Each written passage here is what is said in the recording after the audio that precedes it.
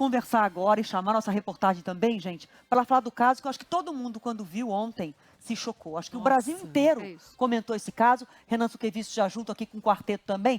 Vamos chamar nossa reportagem lá no Rio de Janeiro, gente, porque novas imagens mostram exatamente o momento que a mulher chegou na agência bancária no Rio de Janeiro com o tio, já morto.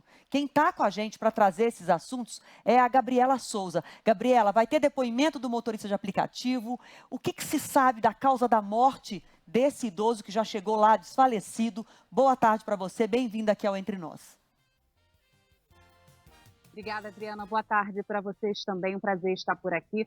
Pois é, a gente fala agora da delegacia de Bangu, nesse caso investigado aqui na zona oeste da capital. E, ao momento, esse motorista de aplicativo, já respondendo a sua pergunta, pode chegar aqui sim para prestar depoimento. Segundo informações do delegado Fábio Souza, que está responsável por esse caso, esse motorista já foi localizado, já foi identificado e já foi chamado para vir até aqui para prestar esclarecimentos. Né? A Polícia Civil tenta montar, né, as peças, né, desse quebra-cabeça. Então, esse motorista é uma chave fundamental, já que ele é quem trouxe a Érica de Souza aqui, Vieira, no dia, levou até a agência bancária, né, para poder deixar tanto a Érica quanto esse parente da Érica, esse idoso de 68 anos.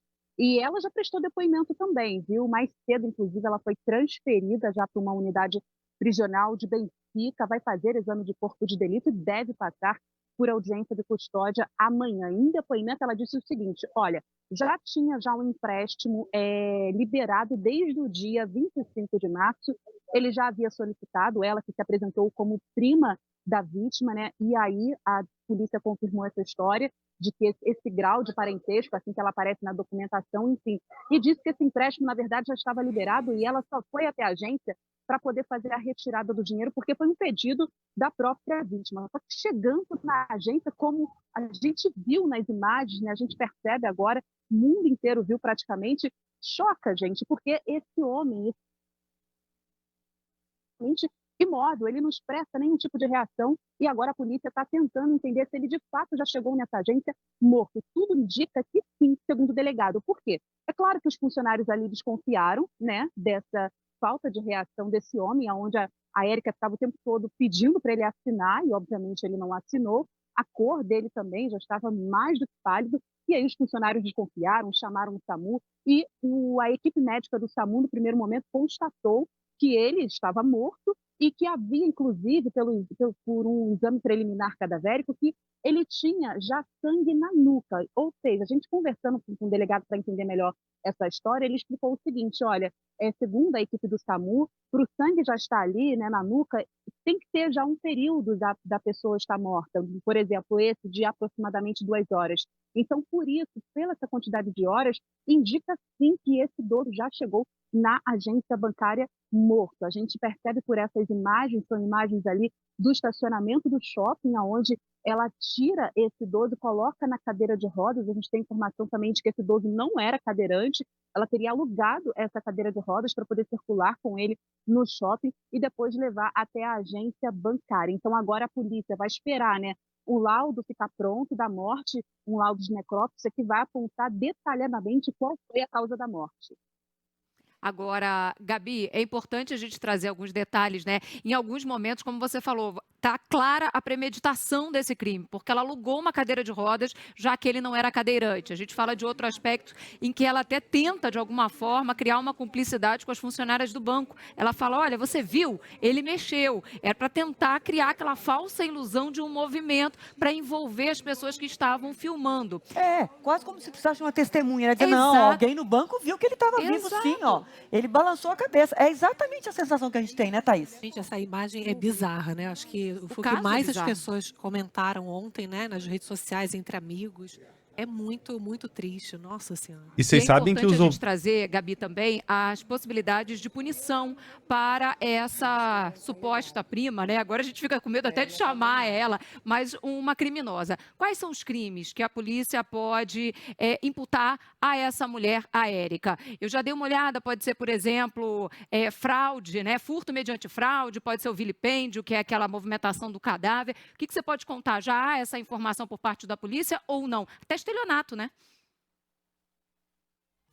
Exatamente, Thaís, por vilipêndio, sim, está confirmado, enfim, por esses crimes que você citou, e a possibilidade, sim, de estelionato, se as investigações, se as apurações conduzirem para isso, segundo o delegado, se for comprovado que ela já estava envolvida com outros golpes aí em relação ao nome, né, dessa vítima, né? E um outro detalhe também que chama atenção, Thaís, que é importante passar para vocês, esse idoso, gente, ele foi internado há cerca de mais de uma semana, desde o dia 8 de abril, ele deu entrada em uma UPA aqui mesmo de Bangu, ele teve alta no dia 15 de abril, ele estava com uma infecção pulmonar, ou seja, um dia após a alta desse idoso, essa mulher já levou ele até a agência para tentar fazer esse empréstimo, por isso, então, pelo menos até o dia 15 ali, a gente já sabe que ele ainda estava ali vivo, e esses funcionários da UPA, inclusive, também podem ser ouvidos pela Polícia Civil para tentar entender qual foi ali o boletim médico dele, o prontuário dele, saber se lá na UPA também ela chegou se apresentando como a responsável legal por esse idoso. Tá certo. Obrigada pelas suas informações. Chegando o motorista de aplicativo aí, dando alguma declaração, aciona a gente aqui, por favor, para a gente acompanhar esse caso, que é horrível. Renan, eu imagino que os ouvintes da Rádio Band News FM, muito chocados, como todos nós, mandando mensagens aqui para a gente, né? E uma coisa que eu queria falar com vocês, eu acho que vocês devem ter a mesma impressão que eu, ainda que essa mulher tenha saído com o idoso de casa, digamos, vivo, ela não saiu com ele bem de casa, né? Ela saiu com uma pessoa à beira da morte, caso tenha saído com ele vivo de casa. Então, isso também é criminoso. Você arrastar uma pessoa para essa condição e chegar com ele morto na agência bancária para assinar um documento que libera um dinheiro. Muitos ouvintes comentando, Renan? E você sabe que tem ouvintes que trabalham em bancos. E eles disseram aqui na nossa programação, quando a gente trouxe essa história, que esse fato não é inédito. Ele pode ser chocante, mas já aconteceu em outras situações com outras pessoas. Esse caso foi registrado, né? As funcionárias do banco conseguiram fazer as imagens e, por isso, puderam fazer o registro de um crime. Mas acontece em outros lugares. E os nossos ouvintes estão com dúvidas aqui. É um caso muito bizarro, né? A gente tá falando de uma pessoa morta, colocada ali como se fosse uma pessoa viva, e a gente esmiuça alguns detalhes que não são muito legais de falar. E tem alguns ouvintes perguntando, né? E a rigidez cadavérica, né? O corpo não tava flácido, ele não tava duro, como a gente sabe que as pessoas mortas ficam. O delegado falou, a nossa reportagem no Rio de Janeiro, que a morte muito provavelmente deve ter acontecido nesse momento, quando a cena foi registrada, há menos de 2 horas. Portanto, ainda não havia essa rigidez.